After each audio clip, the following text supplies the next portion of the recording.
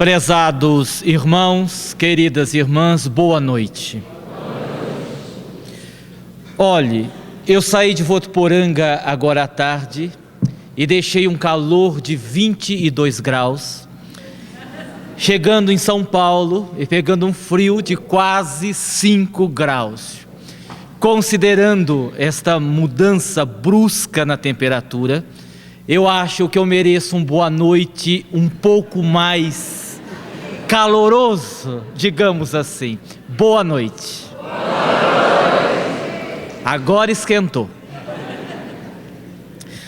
No Evangelho de Mateus, no capítulo 24, entre os versículos 12 e 14, nós vamos encontrar o seguinte ensinamento de Jesus. E, por ser multiplicar a iniquidade, o amor de quase todos esfriará. Então, o Evangelho será pregado em todo o reino, em testemunho a todas as nações. Então virá o fim. Este ensinamento de Jesus, que está em Mateus, no capítulo 24, entre os versículos 12 e 14, nós retiramos a última frase do ensinamento, então virá o fim, e demos como título a nossa mais recente obra, do Espírito José Lázaro e do Espírito Cláudio. O livro, então virá o fim, fala basicamente da transição planetária, do momento delicado que atravessa o orbe terrestre. Afinal de contas, nós que temos testemunhado tantas tragédias, tantas dores, tantas angústias, ficamos a nos questionar: qual será o futuro do planeta Terra? Como será a vida na Terra daqui 20, 30 ou 40 anos? O que nós iremos deixar como herança para os nossos filhos, para os nossos netos, para as crianças de hoje, que no amanhã serão os adultos? Quando nós falamos de transição planetária, nós nos recordamos, por exemplo, da tragédia ocorrida há alguns anos na Indonésia, o tsunami que ceifou milhares e milhares de vidas. Recordamos mais recentemente do Japão, onde um terremoto e em seguida outro tsunami ceifou da mesma forma tantas e tantas vidas. No Brasil, nós não convivemos com terremotos e tsunamis. No entanto, diariamente, somos também testemunhas das mais variadas tragédias, como a que ocorreu há algum tempo no Rio de Janeiro, quando aquele jovem translocado entra numa escola armado e ceifa a vida de dezenas de crianças. E nós então ficamos a nos questionar: o que é que nós podemos esperar do futuro? Em meio a tantas polêmicas, tantas dúvidas sobre esta questão da transição planetária, o que é que nós podemos esperar? E o livro, então virá o fim, traz um diferencial, que na minha opinião é um diferencial fundamental para analisarmos este tema. Todo o livro é escrito com base no que diz a abençoada doutrina espírita. E isso faz uma grande diferença, porque a doutrina espírita, sem dúvida alguma, é aquilo que nós temos de melhor na atualidade sobre a face da terra, em termos de esclarecimento, em termos de consolação. Não há, com todo respeito a todas as filosofias religiosas, todas elas eficientes no que diz respeito a conduzir o homem até Deus. No obstante, não há nenhuma que esclareça, que console, que oriente como a nossa querida doutrina espírita.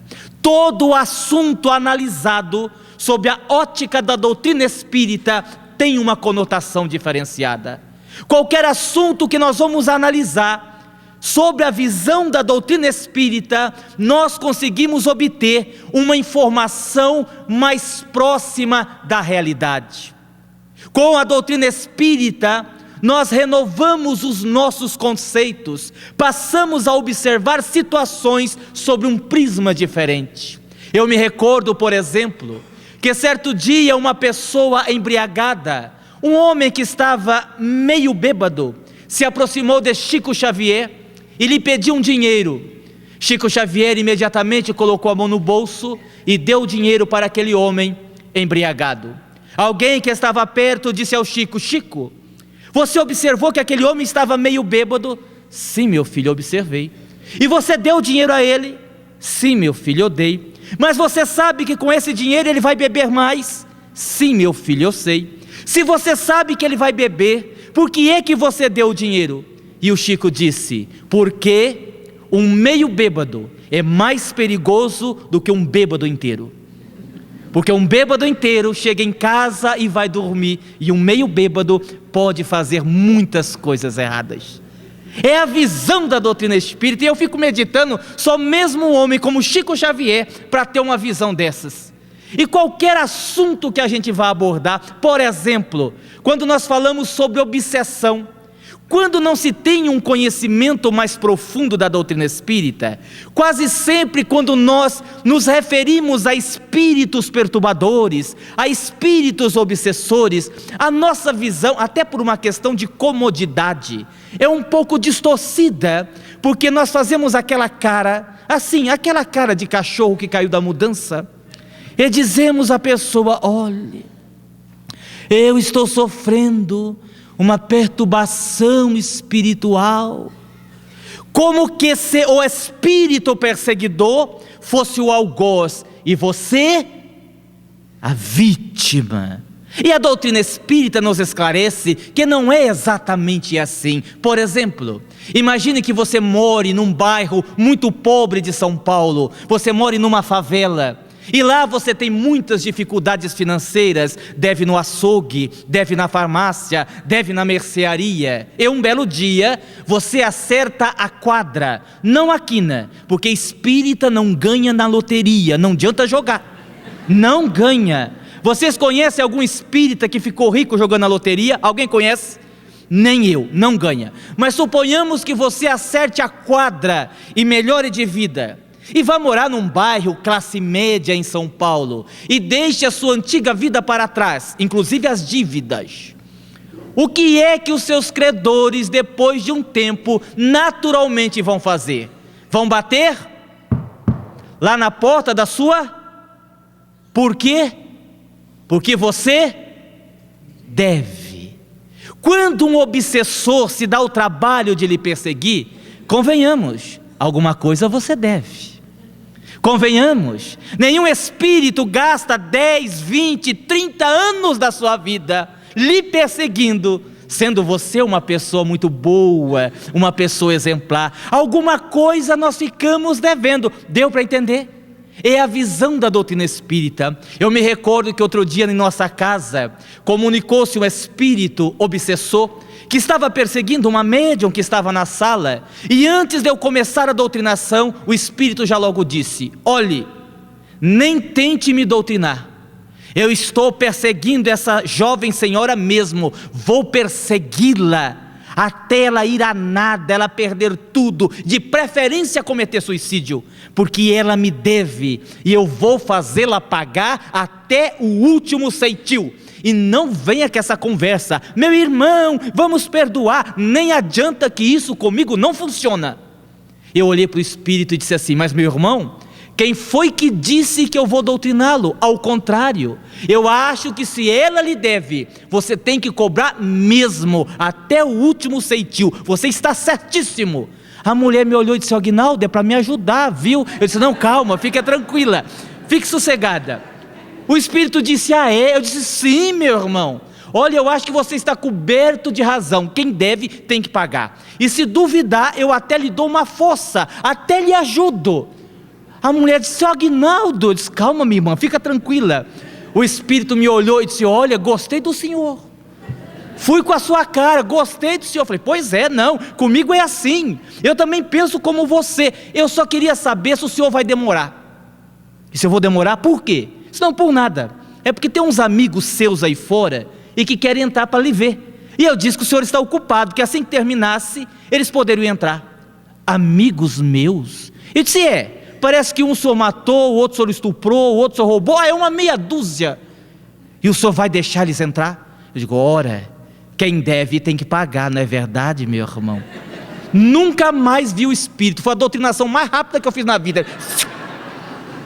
Ora, é a visão da doutrina espírita que equilibra as coisas. Quando nós falamos das leis de Deus, as leis de Deus são sábias, as dos homens podem não ser, mas não existe exatamente nada, absolutamente nada que esteja fora das leis divinas. Mesmo quando você olha uma situação e diz assim: mas não é possível, isso está errado. Não está. Eu me recordo, para exemplificar, daqui a pouco eu vou no fim do mundo, já eu chego lá, mas já vai acabar mesmo, então não tem problema que demora. Só para ressaltar, é importante a gente falar sobre isso, porque nós estamos vinculados à doutrina espírita, e é importante a gente ressaltar o quanto a doutrina esclarece. Nós fomos outro dia, na cidade do Rio de Janeiro, aplicar um passe num rapaz, que é um rapaz que nós acompanhamos o caso já há alguns anos. E sinceramente, quando eu apliquei o passe, eu fui invigilante pelo pensamento que eu tive, porque esse rapaz hoje tem 25 anos, quando ele tinha 18 anos, ele sofreu um acidente de carro, ele teve um traumatismo craniano e fraturou a coluna bem aqui em cima, foi hospitalizado na UTI, e os médicos garantiram à família que ele não sobreviveria, não havia possibilidade dele sobreviver, e ele ficou 5 meses na UTI em coma, e contrariando a expectativa dos médicos, foi para o quarto, e depois de mais 4 meses voltou para casa. Hoje, ele é um rapaz de 25 anos, não anda, não fala, não ouve, não mexe os braços, não mexe as mãos. Para fazer as necessidades fisiológicas, há uma sonda colocada permanente. Ele também não consegue engolir, então há uma sonda pelo nariz, para que a mãe possa colocar a comida líquida e alimentá-lo. Uma vida totalmente vegetativa.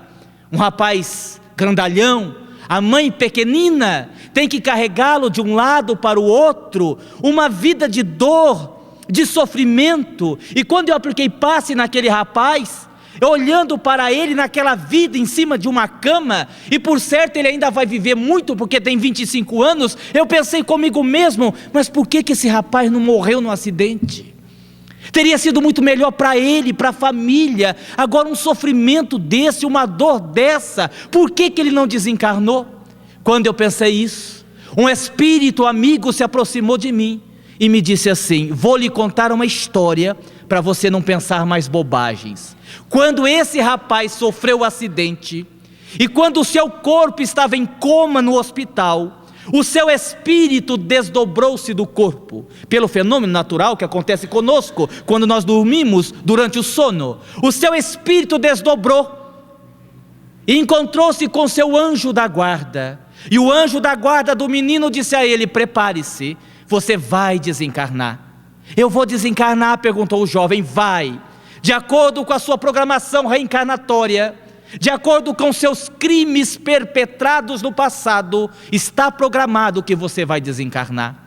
E eu vou quitar os meus débitos? Perguntou o rapaz. Alguns, não todos, porque os erros foram muitos. Então há uma programação para você desencarnar, e terá outras reencarnações e outras, todas elas muito dolorosas, até você quitar o que está pendente perante as leis divinas. E o rapaz, olhando para o seu anjo da guarda, indagou: mas eu tenho uma outra opção? Eu tenho uma outra escolha? E o benfeitor disse: tem. Nós podemos solicitar aos espíritos superiores, e você não desencarnar. Eu quero, calma.